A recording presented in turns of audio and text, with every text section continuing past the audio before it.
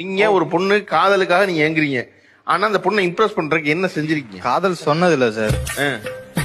ஒரு பொண்ணு பிடிச்சுன்னா பின்னாடியே போறது. அந்த பொண்ணு போயிடும், நான் வந்துருவேன் சார், அவ்வளவுதான்.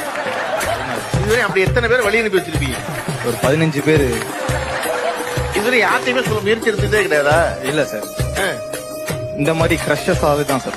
நான் இதுவரை கிரஷ் எங்கிருந்து வந்தாலும் சரி, ஈரோடு வந்தா நல்லா பழச்சிக்கலாம், சம்பாதிக்கிறதுக்கான ஒரு வாய்ப்பு இருக்கு. என் நேட்டிவ் வந்து மதுரை தான். ஆனா மதுரை போயிட்டு நான் திரும்ப வரும்போது எனக்கு இங்க வரும்போது எனக்கு கம்ஃபர்ட்டா ஃபீல் ஆகும். நான் கோயம்புத்தூர் போயிருக்கோம், பெங்களூர் போயிருக்கேன், சென்னை போயிருக்கோம். அங்கெல்லாம் போயிட்டு கடைசியில சுத்தி வந்து இறங்கின நேரம் வந்துட்டு ஈரோடு. நான் வெளியிருந்து தான் வந்தேன், ஆனா ஈரோடு வந்து அவ்வளவு லைக் பண்ணுவேன். எனக்கு ரொம்ப பிடிச்ச ஒரு இது. இங்க வந்துட்டு எல்லாமே சீப் அண்ட் பெஸ்டா கிடைக்கும். நான் ஃபிஷ் ஷாப்னு பார்த்தா மேட்டூருக்கு, கொடிவேரிக்கு, பூலாம்பட்டி, இது 3 இடத்துல நான் போவோம். மேட்டூர்ல போனா நண்டு செம்ம டேஸ்டா இருக்கும். நண்டு மொறு நல்லா இருக்கும் அங்க போனா. அப்புறம் திண்டல்ல வந்துட்டு பாய் ஒருத்தர் போடுவார், அங்க நெய் மீன் நல்லா இருக்கும். பெரிய வளர்ச்சியில வந்து ஒரு தள்ளுவண்டி கடை இருக்கு. கடல் நண்டு சூப்பு, மீன் ஃப்ரை, அதெல்லாம் நல்லா இருக்கும். ரொம்ப ஸ்ட்ரெஸ்ஸா இருக்கு, வாரத்துல ஒரு நாள் லீவ் அப்படிங்கும் போது பைக் எடுத்துட்டு அப்படியே சிட்டி விட்டு கொஞ்சம் வெளியே போனோம்னா கடம்பு ஸ்ட்ரீட் இருக்கும் அப்படியே.